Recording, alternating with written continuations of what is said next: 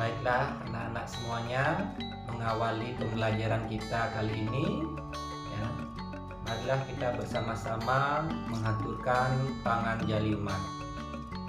Om Swastiastu. Lanjutkan dengan berdoa bersama ya. Ambil sikap Amustikarana, berdoa mulai. Om Guru Brahma, Guru Wisnu, Guru Dewa Maheswara, Guru Saksat Parang Brahma, Tasmai Sri Gurave Namah. Berdoa selesai.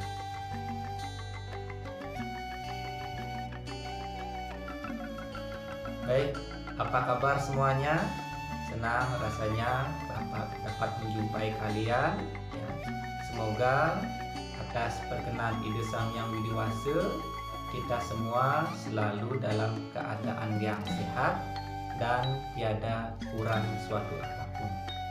Untuk itu, seperti biasa Bapak mengingatkan kalian untuk mengikuti protokol kesehatan yang dianjurkan oleh pemerintah dengan 5M ya. Yang pertama, tetap memakai masker, rajin mencuci tangan ya, dengan pakai sabun dan air mengalir. Kemudian yang ketiga, selalu menjaga jarak. Yang keempat, menjauhi kerumunan. Dan yang terakhir, membatasi mobilitas dan interaksi. Ya, seperti biasa pula, ada beberapa hal yang perlu Bapak sampaikan. Yang pertama, pembelajaran ini sebelum dimulai, kalian isi dulu link absensi yang sudah Bapak bagikan di WA grup kelasnya masing-masing dan di Google Classroom. Nah, berikutnya pembelajaran ya, kita lakukan secara berkelompok. Bagaimana pembagiannya itu juga sudah Bapak bagikan di WA group atau di Google Classroom juga ya. Masih kelompoknya sama dengan kelompok minggu lalu. Nah, anak-anak, pada kesempatan kali ini ya, materi kita sudah sampai pada Panca Mahabuddha pada bagian keempat. Nah, pada pembelajaran yang keempat ini ya, ada beberapa tujuan yang perlu Bapak sampaikan. Yang pertama, melalui pembelajaran daring dengan pendekatan model PJJ Discovery Learning, siswa dapat yang pertama mensyukuri segala ciptaan Ide Sang Yang Widi Wasa yang dibentuk melalui unsur Panca Mahabuddha. Yang kedua, menghargai orang lain dalam menyelaraskan diri dengan alam yang dibentuk melalui unsur Panca Mahabuddha. Yang ketiga, menjelaskan hubungan Buana Agung dan Buana Alit dengan tepat. Yang keempat, menjelaskan dampak ketidakharmonisan hubungan Buana Agung dan Buana Alit secara benar. Nah, pada pembelajaran kali ini Bapak masih menggunakan pendekatan saintifik dengan model discovery learning dengan langkah-langkah seperti di depan layar kalian. Nah, anak-anak, sebelum kita lanjut ke pembelajaran hari ini ya, ada baiknya Bapak mengingatkan kalian ya, tentang materi pembelajaran kita pada minggu-minggu sebelumnya. Jadi pada pertemuan kita sebelumnya, kita sudah membahas tentang pengertian Panca Mahabhuta, kemudian bagian-bagiannya, ya. Setelah pengertian dan bagian, ya, kemudian sebentar, pengertian ini bagian-bagiannya, ya. Kemudian pada pertemuan yang kedua, Bapak juga sudah menyampaikan tentang contoh-contohnya, apa saja contoh pada Buana Agung dan Buana Alit, ya. Kemudian pada pertemuan yang ketiga, Bapak juga sudah menyampaikan tentang bagaimana proses penciptaan Buana Agung dan Buana Alit. Jadi prosesnya itu Bapak jelaskan melalui skema yang ada di layar kalian. Nah, pada pembelajaran kita kali ini, ya, Bapak akan menyampaikan tentang bagaimana hubungan Buana Agung dan Buana Alit, ya. Kemudian yang kedua, bagaimana dampak dari ketidakharmonisan hubungan antara Buana Agung dan Buana Alit. Namun sebelum itu, seperti biasa, Bapak akan menampilkan tayangan video. Untuk itu, kalian simak dengan baik ya tayangan video berikut ini.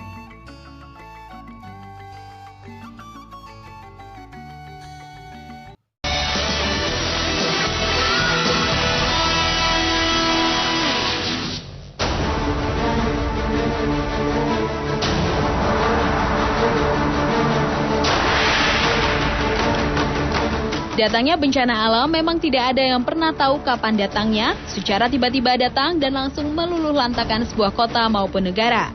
Seperti juga berbagai bencana alam yang terjadi di berbagai belahan dunia pada tahun 2011 ini, mulai dari gempa bumi, banjir, tanah longsor, angin topan, hingga tsunami.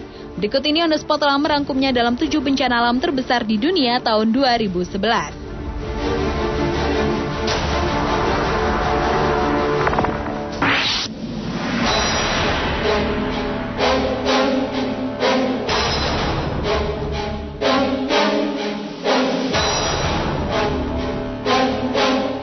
Bencana alam terbesar di tahun 2011 yang pertama adalah banjir besar yang melanda Australia pada bulan Januari lalu. Hujan yang terus mengguyur Australia selama 24 jam tanpa henti membuat sungai Brisbane meluap dan menyebabkan banjir setinggi 15 kaki atau sekitar 4,5 meter. Guyuran hujan lebat yang melanda Brisbane, ibu kota Queensland, telah merendam sekitar 30.000 rumah, puluhan orang meninggal, ribuan orang tidak mendapat pasokan listrik, membuat kota berpenduduk 2 juta jiwa ini seperti kota hantu, karena banyak ditinggal penghuninya untuk mengungsi ke tempat yang lebih aman. Banjir ini merupakan banjir terparah yang pernah terjadi di negeri kanguru tersebut, karena banjir terparah sebelumnya terjadi pada 37 tahun yang lalu, tepatnya tahun 1974.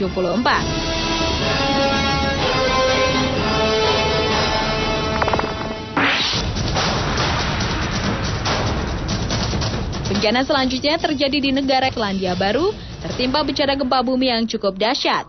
Pada bulan Februari lalu, gempa berkekuatan 6,3 skala Richter itu telah memporak-porandakan kota Christchurch yang mengakibatkan hampir 200 nyawa melayang, 1.000 bangunan hancur dan ribuan orang lainnya kehilangan tempat tinggal. Tetapi belumlah pulih dari kerusakan yang mencapai 139 triliun rupiah itu, tanggal 23 Desember lalu gempa kembali menghantam kota Christchurch dengan kekuatan 5,8 dan 5,3 skala Richter yang membuat masyarakat panik dan pemerintah setempat menutup bandara untuk sementara. Sejauh ini dilaporkan 1 orang terluka dan belum ada laporan tentang kerusakan dalam skala besar. Listrik dan saluran telekomunikasi terganggu di beberapa daerah.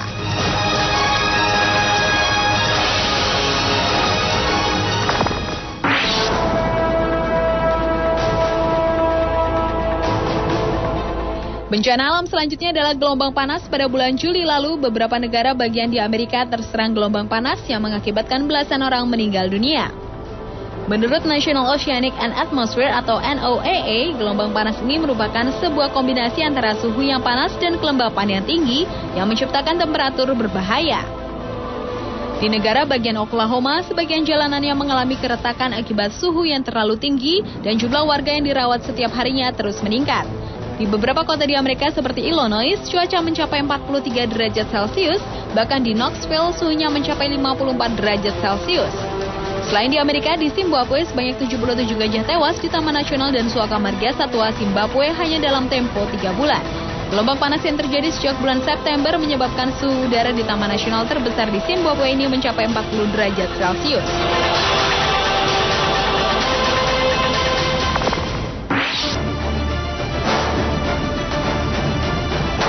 Bulan Oktober 2011 merupakan bulan penuh duka bagi rakyat Turki, karena pada bulan tersebut gempa berkekuatan 7,2 skala Richter telah menghancurkan kota Van den Erciyes. Akibat gempa tersebut diperkirakan sekitar 50 gedung roboh dan kerusakan paling serius terjadi di kota Erciyes, di mana kerusakan sebuah distrik yang penduduknya berjumlah 100.000 orang.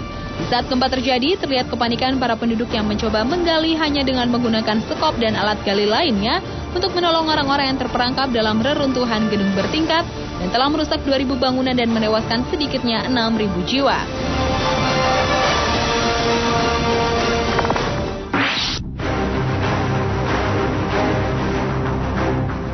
Selain Turki yang mengalami bencana di bulan Oktober, di bulan yang sama negara tetangga Thailand juga mengalami bencana, yaitu banjir bandang dan tanah longsor.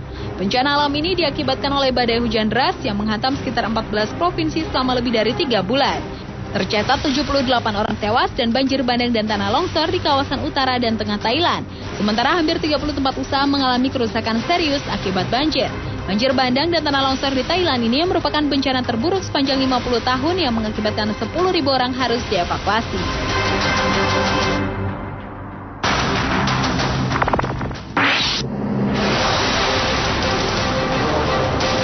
Pada pertengahan Desember ini, badai Washi, tanah longsor dan banjir bandang telah melanda negara yang dipimpin oleh Benigno Aquino tersebut. Badai Washi yang menghantam Filipina tersebut telah menyebabkan luapan banjir bandang dan tanah longsor yang mengakibatkan lebih dari 10.000 rumah rusak parah. Dan di antara jumlah itu, sepertiga rumah hancur total, selain itu banyak sekolah, jalan, dan jembatan yang hancur. Jumlah korban yang tewas diperkirakan mencapai 1.000 orang dengan total korban 338.000 orang di 13 provinsi dengan 43.000 orang yang masih mengungsi. Daerah yang paling parah terkena dampak dari bencana ini adalah kota Cagayan de Oro dan Iligan di Mindanao. Menurut pemerintah setempat, banjir dan tanah longsor ini diakibatkan oleh penebangan kayu liar yang sering terjadi di Filipina.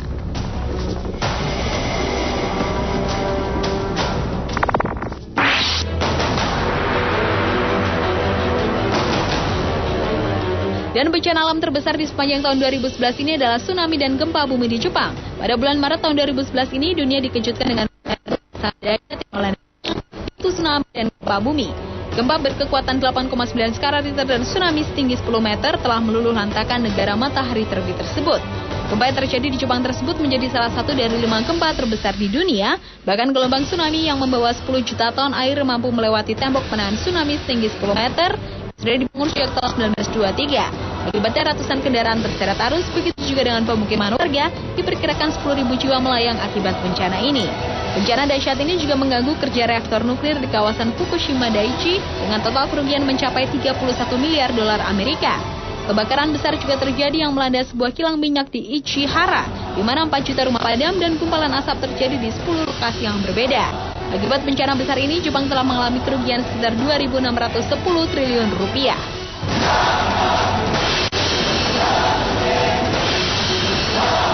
Pemirsa, itulah 7 bencana alam terbesar di tahun 2011 versi On The Spot.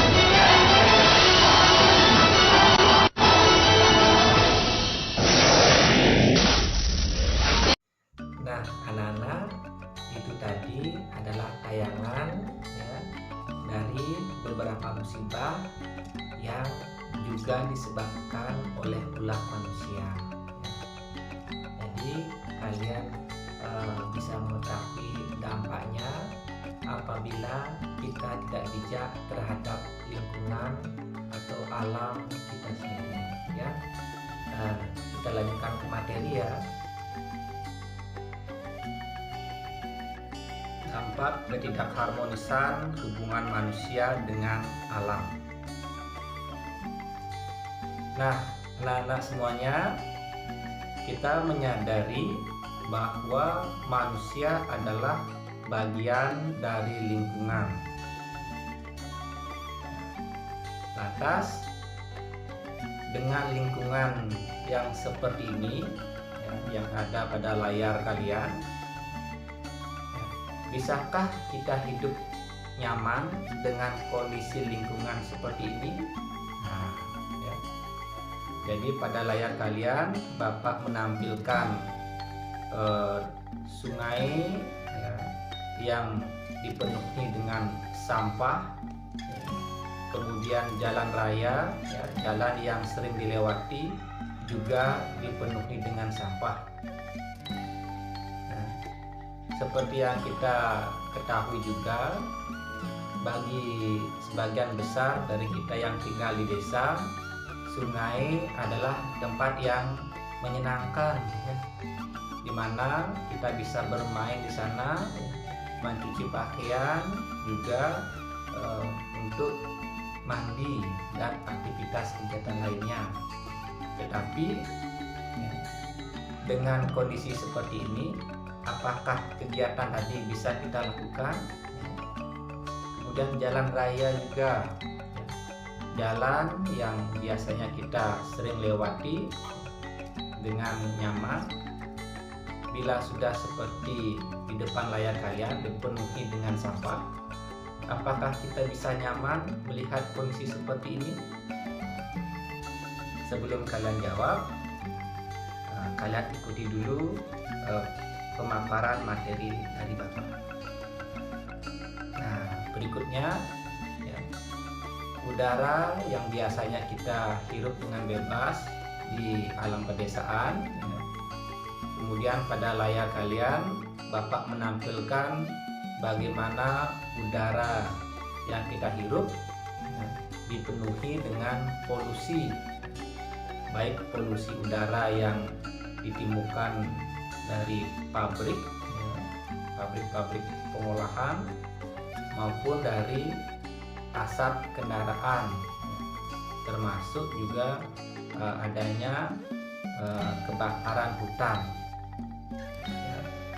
Silakan kalian tanyakan pada diri kalian masing-masing, apakah kita bisa hidup nyaman dengan kondisi lingkungan seperti ini. Nah, dari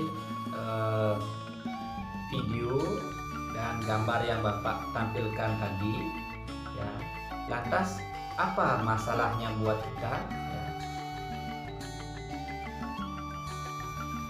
Jawabannya tentu masalah bagi kita.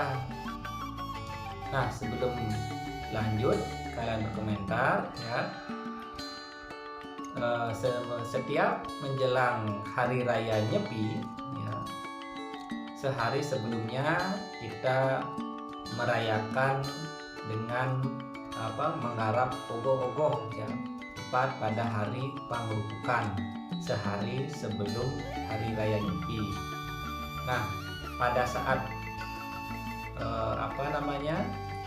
pengarapan ogoh-ogoh, biasanya ditampilkan ogoh-ogoh, ya, dengan ciri-ciri yang sangat seram, seperti gigi yang panjang, runcing, ya, kemudian mata yang melotot, kemudian kuku yang panjang-panjang, lidah yang panjang, ya, dan semua atribut, ya, bentuk-bentuk dari budekale yang sangat menyeramkan.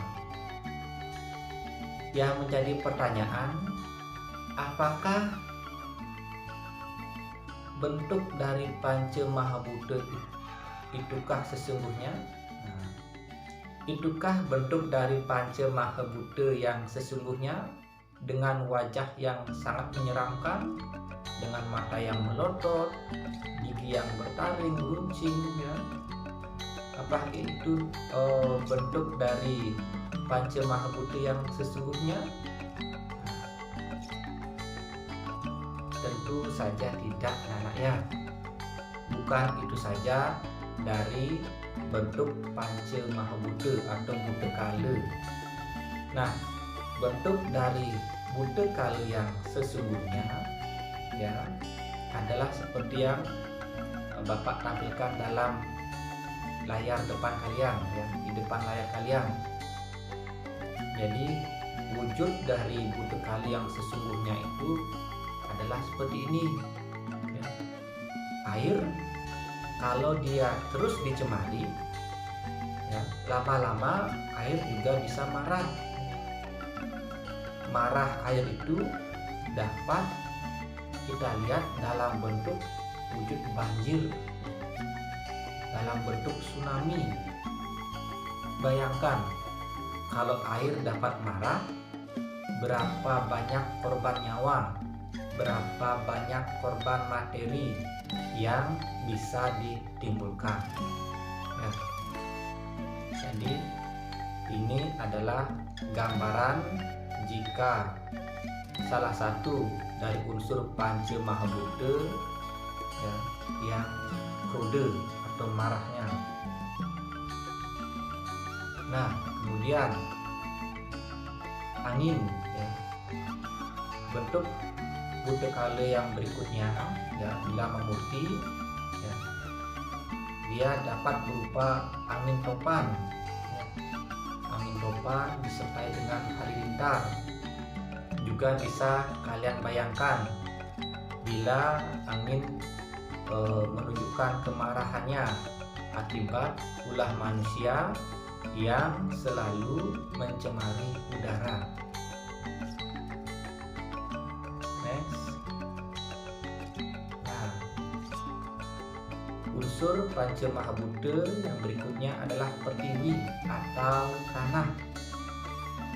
Tanah sebagai tempat yang kita diami ya, sebagai tempat kita untuk bercocok tanam dan beraktivitas, juga bisa marah, juga bisa memutih kalau kita selaku manusia atau buana adik tidak bijak dalam melakukan hubungan dengan pertiwi, seperti mencemari tanah dengan limbah ya, kemudian membuang sampah yang berserakan, termasuk perbuatan-perbuatan buruk lainnya terhadap tanah. Nah, kalau seperti itu ulah kita sebagai manusia, tanah juga bisa marah. Bagaimana bentuk tanah bila ia marah? Nah, bisa juga kalian lihat pada layar kalian ya. Bila tanah marah, maka ia akan menunjukkannya lewat bencana gempa bumi ya. Kemudian tanah longsor, termasuk juga banjir bah ya, banjir bandang. Nah, itu adalah bentuk-bentuk dari kemarahan pertiwi ya. Karena akibat ulah manusia yang sembrono, tidak bijaksana. Nah, kalian masih ingat bukan dengan kejadian lumpur Sidoarjo? Jadi bagaimana suatu daerah yang rusak ya, tidak bisa ditinggali lagi, banyak memakan korban, baik korban manusia maupun korban materi. Nah, itu semua adalah akibat dari ulah manusia itu sendiri. Karena manusia yang melakukan perbuatan itu, maka manusia sendiri yang menerima akibatnya ya.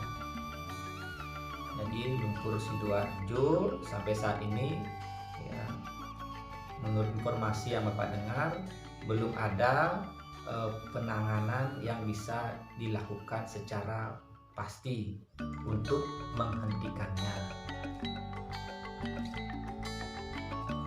Nah, berikutnya adalah bencana kekeringan.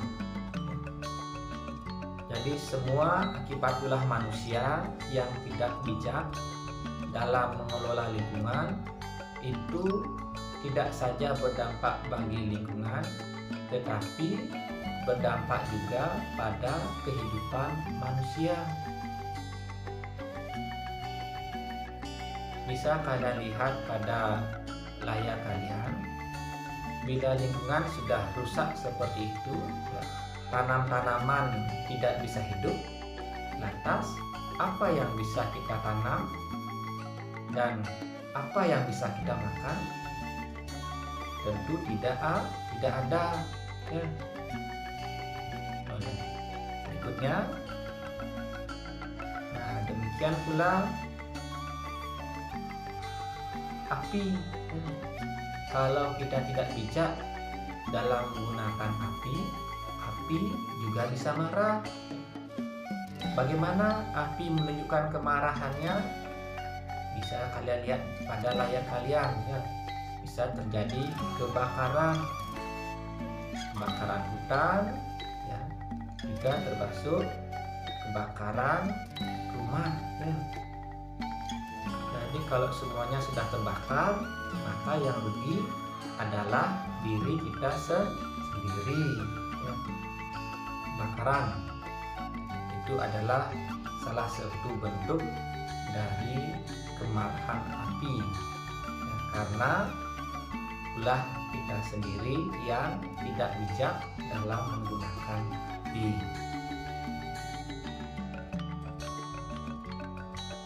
Nah, atas menjawab pertanyaan tadi, apakah ini masalah bagi kita?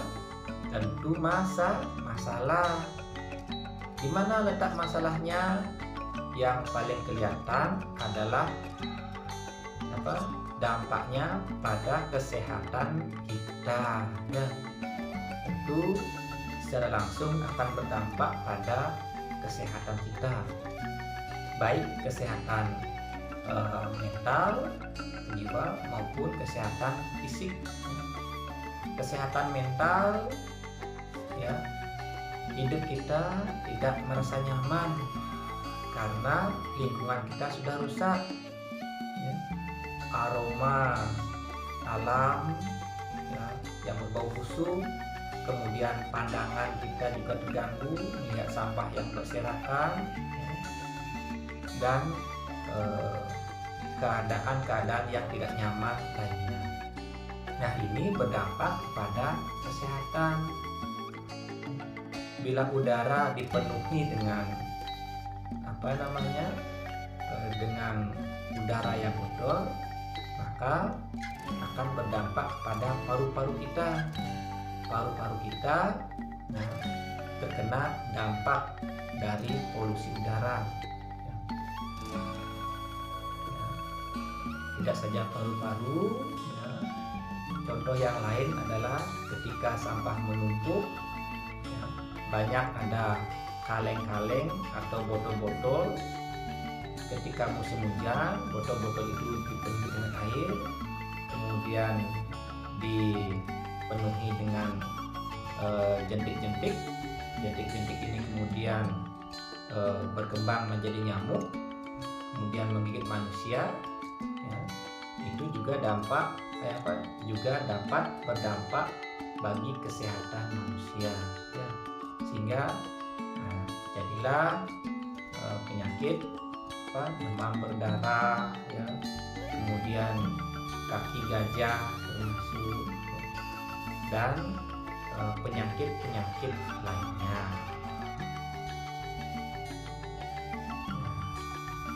Anak semuanya, ya, jadi dapat kita bayangkan, ya, bahkan kita rasakan apa akibatnya jika manusia, ya, jika kita sendiri sebagai manusia tidak senang, ya, tidak suka ataupun tidak sayang pada lingkungan kita, ya.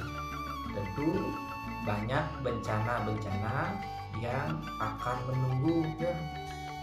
Baik bencana banjir, udara kotor, ya, bau tak sedap, karena polusi, ya, semuanya itu membuat kita ya tidak sehat jasmani, raga sarira maupun tidak sehat rohani, ya. Tidak ada ketentraman ataupun kenyamanan, mengurangi dan bahkan menghilangkan gairah hidup disebabkan lingkungan yang sudah rusak.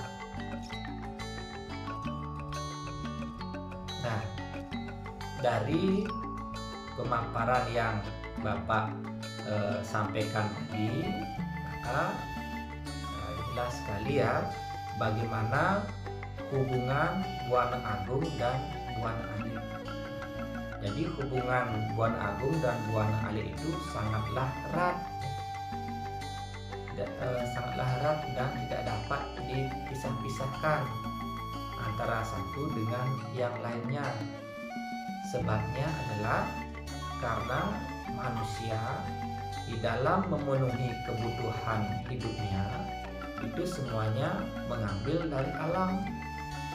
Nah, jika alam rusak, maka apa yang bisa kita ambil, apa yang bisa kita olah?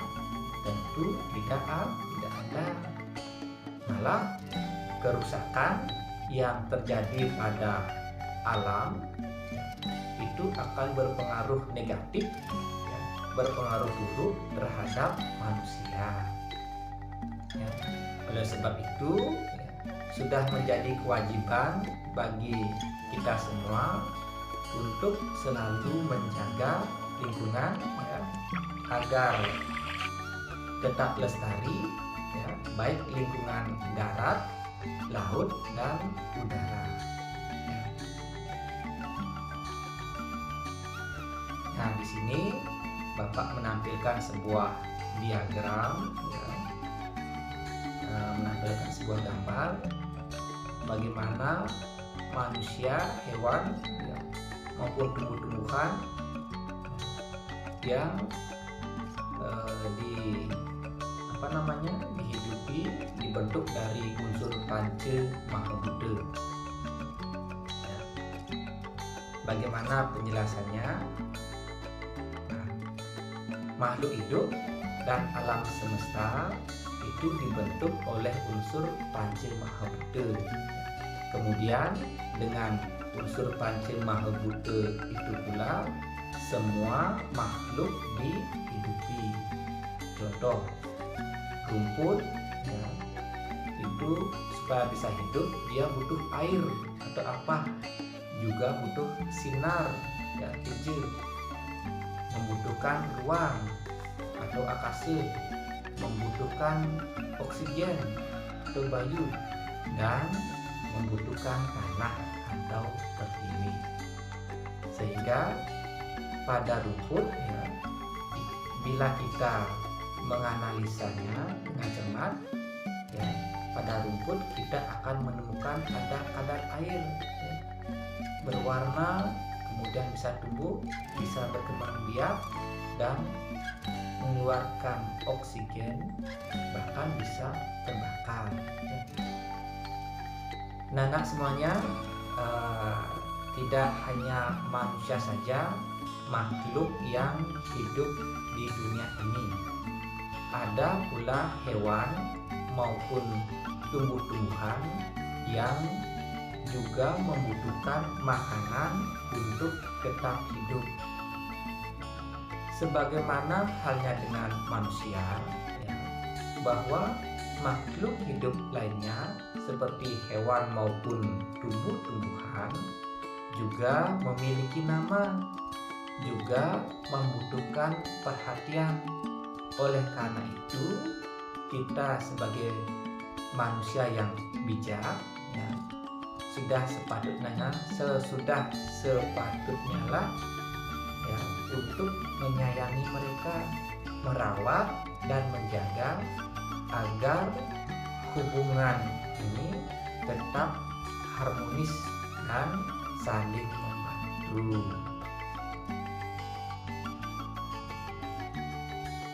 Nah, sampailah kita pada kesimpulan ya dari pembelajaran kita kali ini. Ya. Jadi yang pertama yang dapat kita simpulkan bahwa Buana Agung dan Buana Adit memiliki hubungan yang sangat erat dan saling berkaitan, ya, karena diciptakan dengan unsur yang sama, yakni dari Panca Mahabuddha. Kesimpulan yang kedua, karena Buana Agung dan Buana Adit saling berhubungan, maka kerusakan yang terjadi pada lingkungan atau Buana Agung maka akan berdampak pula pada diri manusia atau Buana Adit, termasuk di dalamnya adalah makhluk hidup. Dan yang terakhir, ya, manusia atau Buana Adit memiliki peranan yang sangat penting dalam menjaga hubungan harmonis dengan alam dan Buana Agung, sehingga hendaknya lah agar selalu diupayakan usaha-usaha untuk menjaga dan melestarikan alam ini dengan bijak. Nah, anak-anak, seperti biasa, untuk menambah pemahaman kalian tentang materi Panca Mahabuddha, khususnya pada pertemuan yang keempat ini, ya, Bapak berikan kalian tugas kelompok, ya. Jadi soal yang pertama, jelaskan hubungan Buana Agung dan Buana Adit. Yang kedua, sebutkan contoh-contoh akibat ketidakharmonisan hubungan Buana Agung dan Buana Adit. Ini untuk nilai pengetahuan. Tugas kelompok berikutnya untuk nilai keterampilan, ya. Nah, setelah kalian mengamati video yang Bapak tayangkan tadi, ya, kemudian bersama kelompok kalian masing-masing berikanlah komentar secara tepat kaitannya dengan materi Panca Mahabuddha, ya.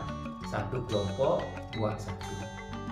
Untuk batas waktu pengumpulan, ya, pada hari ini Rabu tanggal 10 Februari 2021, Bapak tunggu sampai jam 4 sore, ya. Tempat pengumpulan yakni di Google Classroom atau WA Group.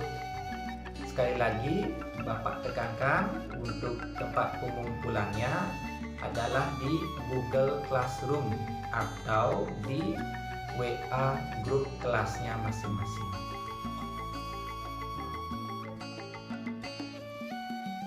Baiklah anak-anak, sekian dulu untuk pembelajaran kita kali ini, ya. Ingat, baca-baca lagi bukunya untuk menambah wawasan kalian tentang materi Panca Mahabuddha.